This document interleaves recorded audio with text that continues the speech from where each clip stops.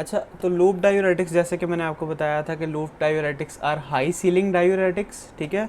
They are sodium potassium two chloride blockers, उनको ये भी उनका नाम होता है, inhibitors, whatever you want to call it, ठीक है। तो इनकी दो क्लासेस होती हैं chemically, they are carboxylic acid derivatives and they are phenoxy acetic acid derivatives. जो कार्बोक्सिलिक एसिड डेरिवेटिव्स थे ये सारे के सारे सल्फोनामाइड रिलेटेड कंपाउंड्स थे, एंड जो भी कंपाउंड सल्फोनामाइड से रिलेट करेगा it is allergic, type 1 hyper sensitivity वो करवाएगा, ठीक है। दूसरे थे phenoxy acetic acid derivatives, they are devoid of any allergic manifestations, ठीक है। इनके नाम क्या क्या थे? फुरोसामाइड, प्यूमेटानाइड, टोरसामाइड एंड एथाक्रिनिक एसिड, ठीक है। ये सारे इनके नेम्स हैं। केमिस्ट्री के बारे में आपको बता दिया कि ये दो क्या थे हमारे पास, फिनॉक्सी एसिटिक एसिड डेरिवेटिव्स थे, और ये क्या थे हमारे पास, कार्बोक्सिलिक एसिड डेरिवेटिव्स। फार्माकोकाइनेटिक्स के बारे में मैंने ये बताया था कि जो हमारे पास कार्बोक्सिलिक एसिड डेरिवेटिव्स है ना, ये सारे के सारे 2 to 3 आवर्स में इनकी एब्जॉर्प्शन होती है, इनके और इनका mechanism of action 2 to 3 hours था। और जो हमारे पास थे क्या कहते हैं, फिनॉक्सी एसिटिक एसिड डेरिवेटिव्स थे, उनका जो मैकेनिज्म, उनकी जो हाफ लाइफ थी या उनकी जो एब्जॉर्प्शन थी वो 1 आवर में होती थी, और उनका जो मैकेनिज्म ऑफ एक्शन था, ये उनकी हाफ लाइफ जो थी वो 4 to 6 आवर्स उनकी हाफ लाइफ थी। यानी कि phenoxy acetic acid derivatives are long lasting, carboxylic acid derivatives से इनकी हाफ लाइफ रिलेटिवली कम थी और इनकी एब्जॉर्प्शन डिलेड होती है, ठीक है, relative to phenoxy acetic acid derivatives. अच्छा, बात करते हैं मैकेनिज्म ऑफ एक्शन की। तो मैकेनिज्म ऑफ एक्शन ना इसका दो तरह का होता है, एक आयनिक होता है और एक हीमोडायनेमिक होता है, ठीक है। आयनिक चेंजेस को स्टडी करने के लिए हमने कुछ, मतलब इसके मैकेनिज्म ऑफ एक्शन स्टडी करने के लिए ना, हर डायूरेटिक का हमने कोई प्लान डिवाइस किया था। दूसरा मैंने आपको बताया mechanism of action. Mechanism of action के बारे में ना हमारे पास 6 पॉइंट्स थे, ठीक है। वो 6 पॉइंट्स थे कि how the drug reaches the site of, मतलब what is the site of action that of that drug, how that drug reaches the site of action, what is the normal physiology of that site of action, what is the drug doing at the site of action, what are the ionic changes that are produced at the site of action, and how the diuresis is brought about। ये कुछ points थे हमारे पास, ठीक है। तो loop diuretics की बात करते हैं, तो लूप डायूरेटिक्स की जो साइट ऑफ एक्शन है it is the thick ascending limb, ठीक है। एंड थिक असेंडिंग लिम्ब हो गया हमारे पास, और ये how it reaches the site of action, by pressure filtration, and number 2 active tubular secretion. ये दो चीज़ें थी। And what is the normal physiology, question number 3 था ना, what is the normal physiology of this place. उसके अंदर ये था कि ये थिक असेंडिंग लिम्ब है, इसके अंदर हमारे पास बेजल साइड के ऊपर सोडियम पोटाशियम ट्रांसपोर्टर लगा होता है, and this sodium potassium pump या sodium potassium ATPase will pump the sodium from out, मतलब सेल से बाहर फेंकेगा और ब्लड इंटरस्टिशियम में फेंक देगा, क्योंकि ये बेजल साइड है ना, ये एपिकल साइड है, ये ट्यूब का ल्यूमन है यहाँ पे, और ये उसकी बेजल साइड की एंडोथेलियल लाइनिंग है।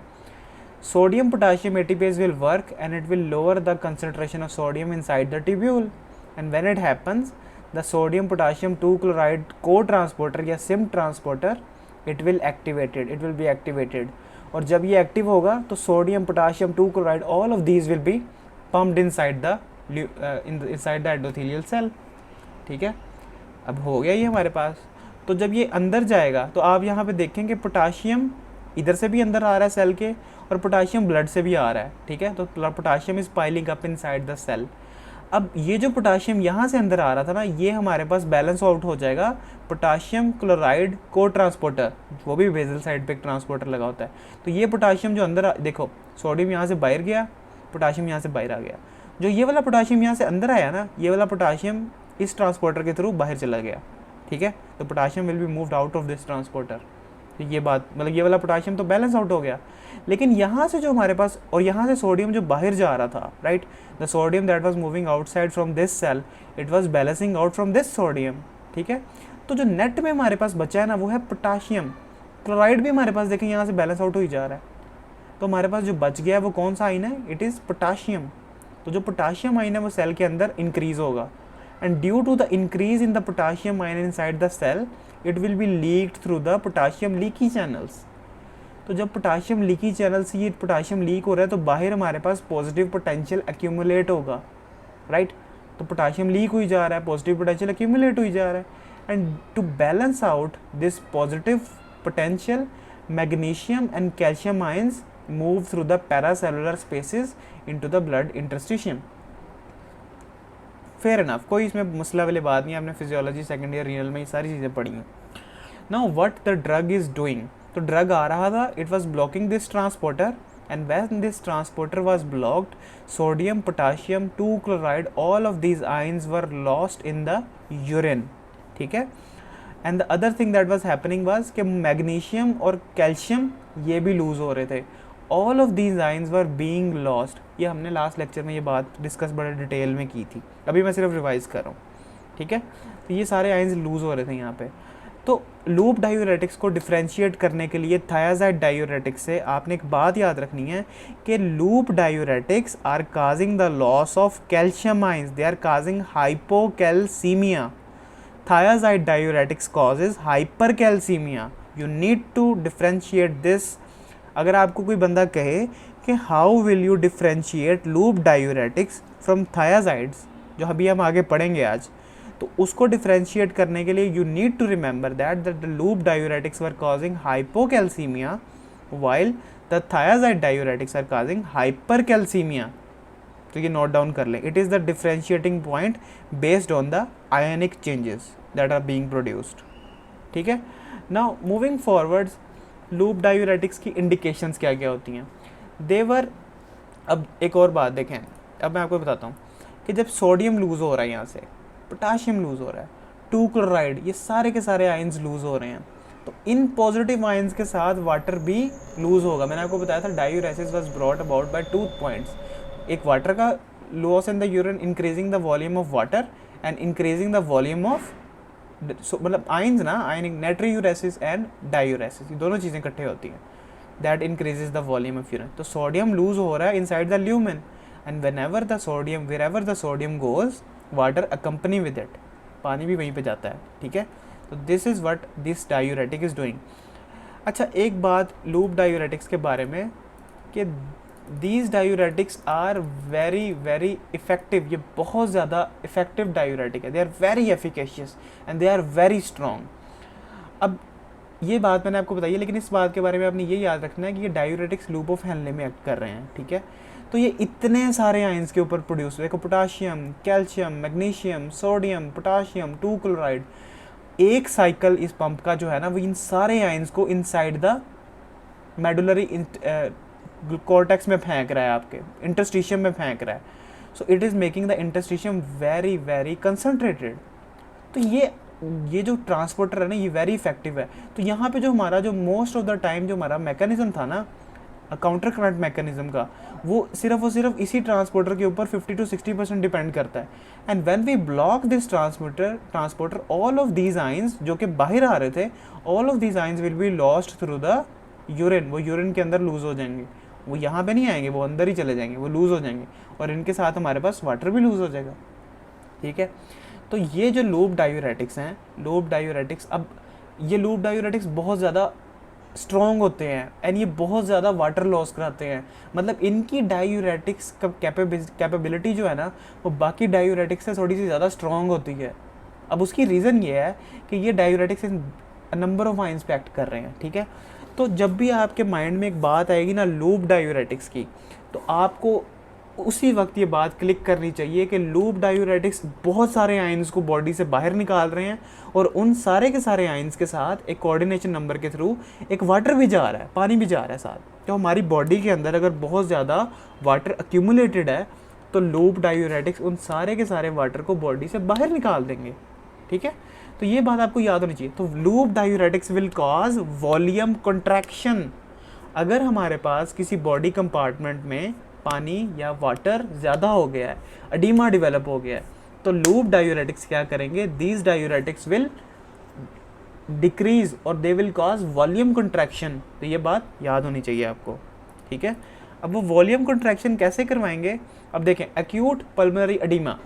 अब लूप डायूरेटिक्स ये डायूरेसिस करवा रहे हैं, इन्होंने वॉल्यूम ऑफ द यूरिन को इंक्रीज़ करना है. तो जब हमारे पास एक बंदे के अंदर पल्मोनरी एडिमा आ गया है, अब पल्मोनरी एडिमा कब डिवेलप होता है, या तो हमारे पास बैक प्रेशर का मैकेनिज्म आपने पढ़ा होगा ना CVS फिजियोलॉजी में, कि बैक प्रेशर इंक्रीज़ करता रहता है और उस बैक प्रेशर इंक्रीज करने की वजह से एडीमा डेवलप हो जाता है. So acute pulmonary oedema and congestive cardiac failure, both of these things were क्या कर रही थी, दोनों चीज़ें क्या कर रही थी हमारे पास, both of these things were increasing the volume.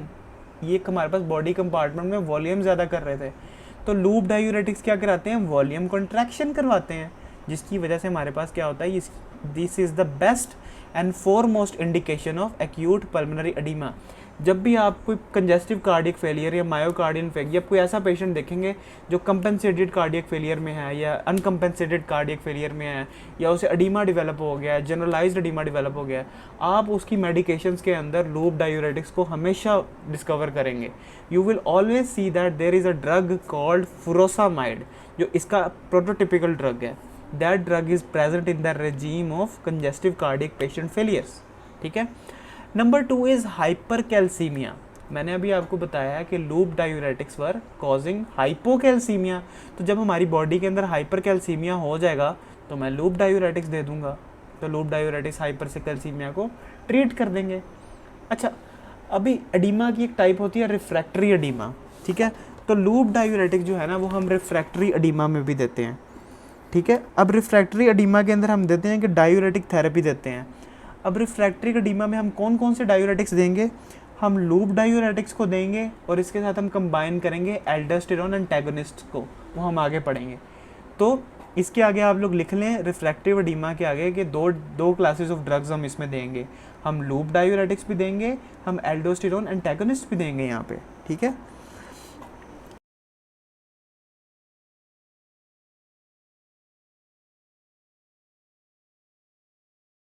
तो मैंने आपको बताया था कि whenever we have a patient of hypercalcaemia जिसके अंदर हमने लूप डायूरेटिक्स देने हैं तो हम उसे साथ में नॉर्मल सलाइन लाजमी देंगे to prevent the volume contraction. ठीक है, ये चीज़ होती है.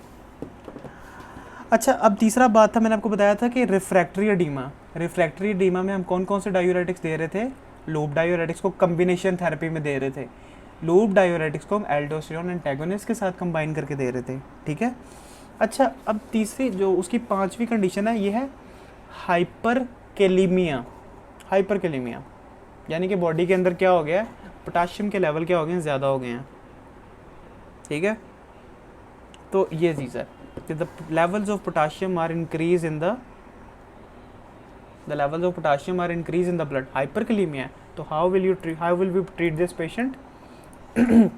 ज़रा आप लोग देखें कि यहाँ पे हमारे पास सोडियम लूज़ हो रहा है, we are losing the sodium here, बहुत ज़्यादा सोडियम लूज़ हो रहा है. तो जब सोडियम का लॉस हो रहा है ना, तो इस लॉस को कंपनसेट करने के लिए हमारे पास सोडियम अंदर चला जाएगा और पोटाशियम बाहर आ जाएगा.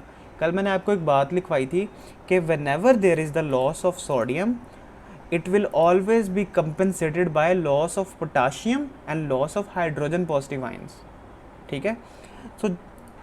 तो हमारे पास देखें अब हाइपरकैलीमिया हो गया पेशेंट को, यानी कि पोटाशियम ज़्यादा है, हमने पोटाशियम को लूज़ करवाना है. तो पोटाशियम को लूज़ करवाने के लिए हम डायूरेटिक्स दे रहे हैं, लूप डायूरेटिक्स. और उसकी क्या कहते हैं, हाउ इट इज़ हैपनिंग, मतलब वो कैसे हम करेंगे कि डायूरेटिक्स क्या करवाएंगे, सोडियम का लॉस करवाएंगे और सोडियम इनडायरेक्टली अंदर चला जाएगा बॉडी के और सोडियम की एक्सचेंज में पोटाशियम बाहर आ जाएगा. राइट. तो हाइपरकैलीमिया को ट्रीट करने के लिए हम डायूरेटिक्स देते हैं, लूप डायूरेटिक्स. इसकी अगली जो इंडिकेशन है वो है एक्यूट रीनल फेलियर. ठीक है. अच्छा, देखें ना, हाइपरकैल्सीमिया को ट्रीट करने के लिए भी और हाइपरकैलीमिया को ट्रीट करने के लिए भी हम लूप डायूरेटिक्स दे रहे थे. तो इन दोनों इंडिकेशंस के अंदर ये वॉल्यूम कॉन्ट्रैक्शन करवाएंगे, क्योंकि हम वॉल्यूम तो नहीं ना कम करना चाह रहे. तो हम यहाँ पे भी हम नॉर्मल सलाइन देंगे और यहाँ पे भी हम नॉर्मल सलाइन देंगे, लेकिन make sure we will not give normal saline in acute pulmonary oedema और रिफ्रैक्टरी एडीमा, क्योंकि हम तो पहले ही वाटर कम कर रहे हैं, हम वॉल्यूम कॉन्ट्रैक्शन करवाना चाह रहे हैं. हमारी मेन इंडिकेशन जो है वो वॉल्यूम कॉन्ट्रैक्शन है और हाइपरकैलीमिया के अंदर हमारी मेन इंडिकेशन जो है वो आयनिक इम्बैलेंस को ट्रीट करना है. सो ये दो चीज़ें हैं. बात करते हैं एक्यूट रीनल फेलियर की. ठीक है. तो एक्यूट रीनल फेलियर के ट्रीटमेंट में हम इसे देते हैं, इसे सिर्फ एक रीज़न पे देंगे हम कि it will lesson the duration of acute renal failure. ठीक है ना. तो अगर हमारे पास थेरेपी चल रही है रीनल फेलियर की, बाकी सारी थेरेपीज चल रही हैं, तो उसके साथ हमने क्या कर देना है, लूप डायूरेटिक्स भी दे देने हैं, क्योंकि ये इतना ज़्यादा वॉल्यूम लोड लेके आएंगे किडनी के अंदर, तो it will be like a kidney wash, chemical kidney wash, ठीक है, ये चीज़ हो गई। उसके बाद हम इसे देंगे हेलाइड ओवर डोजेज में, ठीक है। हेलाइड ओवर डोजेज के अंदर हम इसे क्यों देते हैं, अगर आप लोग यहाँ पे हमारे पास देखें कि यहाँ पे अगर लूप डायूरेटिक्स इस ट्रांसपोर्टर को ब्लॉक कर रहे थे, right, they were blocking the transporter sodium potassium 2 chloride transporter, and this transporter was making the chlorine loss, chlorine को lose करवा रहा था ना वो, तो chlorine is a halide, chlorine is a halide, and chlorine and this transporter, this is not specific to chlorine only, they are specific to all of halides, बाकी halides होते हैं ना सारे, fluorine, chlorine, bromine, iodine, all of these halides, इन सब की intoxication में हम लूप डायूरेटिक्स दे सकते हैं, ठीक है, ये चीज़ हो गई। एंड लास्टली जो सबसे लीस्ट कॉमन इंडिकेशन है वो है हाइपरटेंशन। हाइपरटेंशन के अंदर हम इसे देते हैं, लेकिन इसकी बहुत छोटी सी इंडिकेशन है, ठीक है। अब बात यह है कि जब हाइपरटेंसिव एमरजेंसी होगी ना, हम सिर्फ और सिर्फ उसमें देंगे loop diuretics. We will not give loop diuretics in every kind of hypertension, we will only give loop diuretics in malignant, in acute hyper, जिस हाइपरटेंसिव एमरजेंसी में देंगे सिर्फ, ठीक है। We will not give this drug अगर बंदे को normal blood pressure increase है, we will give this drug if the blood pressure increase drastically. For example 1 minute पहले 180 160 था, अगले मिनट में 180 हो गया, थर्ड मिनट में 200 चला गया, मेलिग्नेंट हाइपरटेंशन हो रही है या हाइपरटेंसिव एमरजेंसी हो रही है, तो सिर्फ उस कंडीशन में हम लूप डायूरेटिक्स दे सकते हैं। We can not give loop diuretics, ठीक है, we can not give loop diuretics in normal, मतलब हम नॉर्मली नहीं दे सकते, ठीक है, तो ये बात है। यहाँ तक क्लिनिकल इंडिकेशंस में किसी का कोई क्वेश्चन है तो पूछें।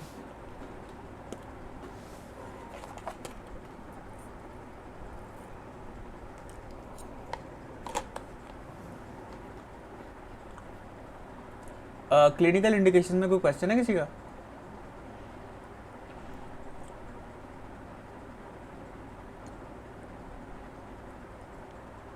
Can you guys hear me? Okay, cool. अच्छा, अब बात करते हैं adverse effect of loop diuretics की। तो जब हम adverse effect of loop diuretics की बात करेंगे ना, तो यहाँ पे हमारे पास क्या आ रहा है, पोटाशियम का पोटाशियम का लॉस हो रहा है। पोटाशियम के लॉस के साथ साथ हमारे पास क्या हो रहा है, मेटाबॉलिक अल्कलोसिस हो रही है, हाइपोकैलिमिक, अल्कलॉइड्स लिखा हुआ अल्कलोसिस है, हाइपोकैलिमिक मेटाबॉलिक अल्कलोसिस, क्योंकि ये हाइपोकैलिमिया करवा रहे थे और ये किडनी के थ्रू हो रहा था, and they were leading to alkalosis. तो what are they causing, hypokalaemic metabolic alkalosis, ठीक है, गॉट इट। ये इसका साइड इफेक्ट है, क्योंकि ये इसका कौन सा साइड इफेक्ट है, this is the ionic side effect.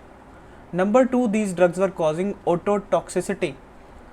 Auto का मतलब होता है एयर, ठीक है ना, वेस्टिबुलर सिस्टम, ओटोटॉक्सिक, इसका मतलब है कि ये हमारे पास इम्बैलेंस, वर्टिगो, इस तरह के सिम्टम्स आएंगे यहाँ पे।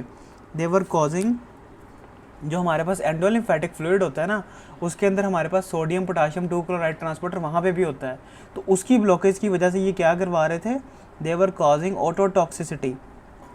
अब कुछ और ड्रग्स भी होते हैं, फॉर एग्जांपल जेंटामाइसिन, अमिकासिन, ठीक है, अमाइनोग्लाइकोसाइड्स होते हैं ना, ये class of anti microbial drugs होती है, अमाइनोग्लाइकोसाइड। जब हम वो पढ़ेंगे तो हम ये स्टडी करेंगे कि ये ड्रग्स ऑटोटॉक्सिसिटी करवा रहे थे ना, तो अमाइनोग्लाइकोसाइड्स भी ऑटोटॉक्सिसिटी करवाते हैं, तो हम इन ड्रग्स को अमाइनोग्लाइकोसाइड्स के साथ नहीं देते, क्योंकि दोनों कंबाइन करेंगे और ऑटोटॉक्सिसिटी ज़्यादा हो जाएगी, तो it can lead to permanent damage even, ठीक है, तो ये बात भी एक है। तीसरी चीज़ थी हाइपर यूरिसीमिया। मैंने आपको बताया था these drugs were secreted active tubularly, ये एक्टिव ट्यूबुलर सेक्रेशन हो रही थी इनकी। तो एक्टिव ट्यूबुलर सेक्रेटर जो ट्रांसपोर्टर था ना हमारे पास, S2 ट्रांसपोर्टर, अगर आप लोग याद करें तो that S2 transporter hyper uricaemia करवा रहा था, और उसके साथ हम compete कर रहे थे ये ड्रग्स। तो whenever that transporter is being competed by loop diuretics, तो हमारे पास क्या होगी, हाइपर यूरिन के अंदर यूरिक एसिड की कंसनट्रेशन इंक्रीज हो जाएगी। तो these drugs were causing hyperuricemia. Hypomagnesemia, अगर आप लोग ये डायग्राम देखें तो इसके ब्लॉकेज की वजह से मैग्नीशियम और कैल्शियम का भी लॉस हो रहा था, तो these drug were causing hypomagnesemia, magnesium की कमी भी करवा रहे थे ये। Then these drugs were causing hyponatremia, sodium की कमी भी करवा रहे थे। वो कैसे करवा रहे थे? क्योंकि ये ट्रांसपोर्टर ब्लॉक था, sodium was being lost. Then these drugs were causing allergic reactions, मैंने आपको बताया था जो loop diuretics carboxylic acid derivatives हैं वो सारे के सारे क्या करवाएंगे? एलर्जिक रिएक्शंस करवाएंगे, ठीक है। 7 are adverse other adverse effects में आप लोग जो मर्जी छोटी मोटी चीज़ें होती हैं। अदर एडवर्स इफेक्ट्स के अंदर ना कुछ चीज़ें आ जाती हैं, लाइक आपके पास स्किन रैशेज आ गई हैं, इस तरह की छोटी मोटी चीज़ें हैं। ये एलडीएल के लेवल्स को इंक्रीज़ करवा देंगे, ये भी लिख लें आप लोग अदर्स के अंदर ना, अदर एडवर्स इफेक्ट्स में लिख लें आप लोग कि they will increase the LDL levels, they will decrease the HDL levels, they will cause hyperglycaemia, ये छोटी चीज़ें हैं। ग्लूकोज के लेवल को इंक्रीज़ करवाएंगे। अदर्स के अंदर है एलडीएल को इंक्रीज़ करवाएंगे, एचडीएल को डिक्रीज़ करवाएंगे एंड ग्लूकोज के लेवल को इंक्रीज़ करवा देंगे, ठीक है, ये चीज़ है। अब बात करते हैं कॉशंस। कॉशन मैंने क्या लिखा है? मैंने कॉन्ट्राइंडिकेशन नहीं लिखी, मैंने यहाँ पे क्या लिखा है? कॉशन। इन ड्रग्स को यूज़ करना है ध्यान से, कर सकते हैं लेकिन ध्यान से करना है यूज़। सबसे पहले क्या करेंगे? ये सल्फोनामाइड्स के साथ क्रॉस रिएक्टिव होंगे, क्योंकि सल्फोनामाइड्स क्या कराते हैं? एलर्जिक रिएक्शंस करवाते हैं, ठीक है। तो ये वाले ड्रग्स क्या करेंगे? उन दोनों के साथ मिलके क्या करवाएंगे? एलर्जिक मैनिफेस्टेशंस करवाएंगे। देन ये जो ड्रग्स होते हैं ना, ये मेटाबोलाइज होते हैं लिवर में, तो these drugs will cause hepatic cirrhosis, ये बात भी हो गई है। तीसरी चीज़ होती है कंजेस्टिव हार्ट फेलियर। अब कंजेस्टिव हार्ट फेलियर के अंदर इसको हम क्यों नहीं देंगे? क्योंकि मैंने भी आपको एक इंडिकेशन बताई है, pulmonary oedema and congestive cardiac failure. मैंने आपको कहा था कि हम लूप डायूरेटिक्स उन दोनों में देते हैं। अब मैं आपसे कह रहा हूँ कि उनको नहीं देते, मतलब देते हैं, ध्यान से देते हैं। तो आपको क्या लगता है क्या रीज़न होगी इसकी? ये जो ड्रग्स होते हैं ना, ये हाइपोकैलेमिया करवा देते हैं। और जैसे मैंने आपको पिछले कुछ एक टॉपिक में बताया था कि कंजेस्टिव हार्ट फेलियर के अंदर हमारे पास पोटाशियम का लेवल डिस्टर्ब्ड होते हैं, तो हम ये ड्रग्स नहीं देते, ज़्यादा यूज़ नहीं करते। वहाँ पे करते हैं लेकिन बहुत एडवांस फॉर्म में नहीं करेंगे यूज़। उसके बाद बात करते हैं ड्रग इंटरेक्शंस की। तो ड्रग इंटरेक्शंस के अंदर क्या क्या है कि ये अमाइनोग्लाइकोसाइड्स के साथ मिलकर क्या करवाएंगे? ऑटोटॉक्सिसिटी करवा देंगे।